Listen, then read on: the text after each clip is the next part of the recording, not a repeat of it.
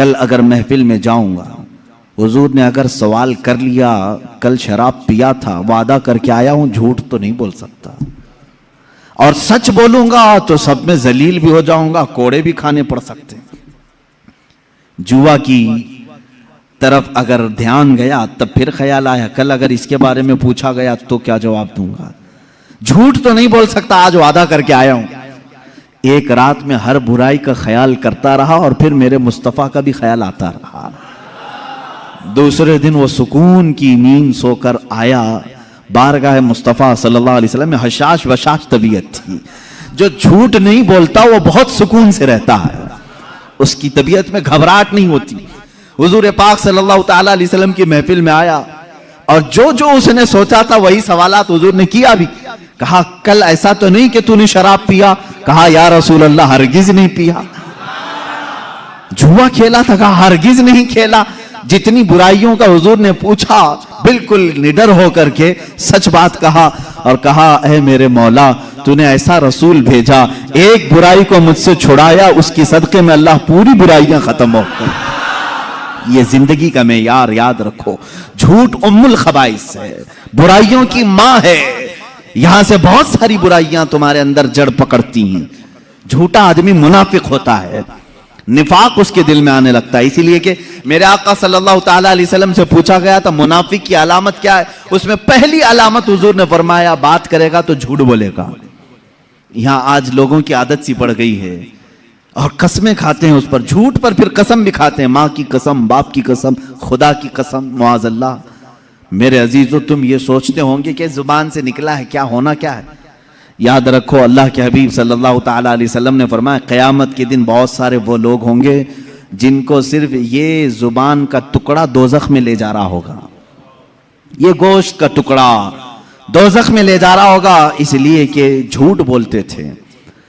اور یہاں تک کہ ایک حدیث ہے اللہ کے حبیب صلی اللہ تعالیٰ علیہ وسلم فرماتے ہیں انسان پہلے جھوٹ بولتا ہے، پھر دوسرا بولتا ہے، پھر تیسرا جھوٹ بولتا ہے، اتنا بولتا ہے کہ اللہ کے ہاں اسے کذوب لکھ دیا جاتا ہے، یعنی جھوٹا لکھ دیا جاتا ہے۔ اور ایک بندہ ہے جو سچ بولتا ہے اور سچ پر قائم رہتا ہے، ڈٹا رہتا ہے، اللہ کے ہاں وہ ہمیشہ کے لیے سچا لکھ دیا جاتا ہے۔ تمہارے اندر ہے اختیار ہے، تم کیا کرنا چاہو گے، کون سی خصلت اپنانا چاہو گے۔ اور جھوٹ دوزخ کی طرف لے جاتا ہے، سچ جنت کی طرف لے جاتا ہے۔ یہ اخلاق ہیں میرے آقا صلی اللہ علیہ وسلم کے کہ پوری زندگی پاک کبھی آپ نے زبان سے جھوٹ کا لفظ تک نہیں نکالا۔ اور وعدہ خلافی، میں اخلاق گناتا جاؤں گا میرے عزیزوں، اللہ کے حبیب صلی اللہ تعالیٰ علیہ وسلم کے اخلاق کی کریمانہ بہت اعلیٰ ہیں، بہت اعلیٰ ہیں۔ جس میں ہلکا سا بھی نقص ہو، عیب ہو، وہ حضور کی زندگی میں آیا ہی نہیں۔ تیرے تو وصف عیب تناہی سے ہیں بری، اعلیٰ حضرت نے فرمایا تیرے تو وصف عیب تناہی، کہتے ہیں بہت ہلکا عیب، عیب تناہی، بہت ہلکا عیب جس کو برا کہا جا سکتا ہے، وہ بھی حضور کی زندگی میں نہیں آیا۔ تیرے تو وصف عیب تناہی سے ہیں بری، حیران ہوں میرے شاہ میں کیا کیا کہوں تجھے۔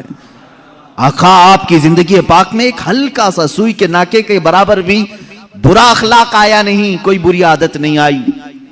بری عادتیں جس کو آج بھی برا کہا جاتا ہے وہ اللہ کے نبی صلی اللہ علیہ وسلم کی زندگی میں کبھی نہیں سنو گے۔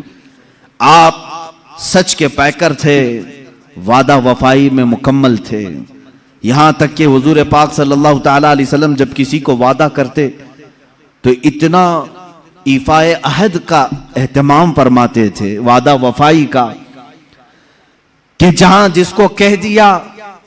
ایک مرتبہ بازار میں کسی شخص نے کہا کہ میں آ رہا ہوں، آپ رکے رہے ہیں۔ آپ نے کہا ہاں میں تیرے انتظار میں رکتا ہوں۔ وہ گیا اور بھول ہی گیا، پورا دن گزر گیا، وہ آیا ہی نہیں۔ میرے آقا صلی اللہ تعالیٰ علیہ وسلم وہیں کھڑے رہے، وہیں رہ گئے۔ کافی وقت کے بعد، وہ تو بھولا ہوا شخص تھا، کئی لوگ آئے، کہا اللہ کے نبی صلی اللہ تعالیٰ علیہ وسلم یہیں کھڑے رہتے ہیں۔ کہا ایک شخص نے مجھ سے کہا تھا اور میں اس کے آنے کا انتظار کر رہا ہوں، میں نے وعدہ کیا تھا۔ وہ تو بھول گیا، واپس جب آیا تو میرے آقا صلی اللہ تعالیٰ علیہ وسلم کو اسی مقام پر پایا، بہت رویا۔ اللہ کے نبی صلی اللہ علیہ وسلم نے اس شخص سے کہا اے بندے، میں اللہ کی طرف سے اخلاق عالی، عظیم اخلاق کو پورا کرنے کے لیے دنیا میں آیا ہوں، اور میں کبھی وعدہ وفا ہی نہیں کرتا.